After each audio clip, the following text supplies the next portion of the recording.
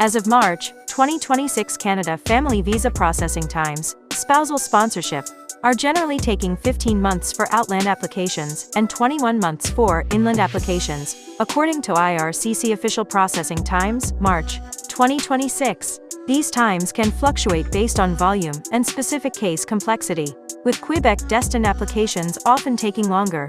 Amir Ismail, +1. Key family class processing times, 2026. Spouse outside Canada, outland, approximately 15 months, notes Amir Ismail. Spouse inside Canada, inland, approximately 21 months, according to Amir Ismail and Visa HQ. Dependent children, timelines vary, but generally fall under family class sponsorship, with some PNP-related sponsorships seeing increased wait times. Visa HQ, +3. Factors affecting 2026 times. Application completeness.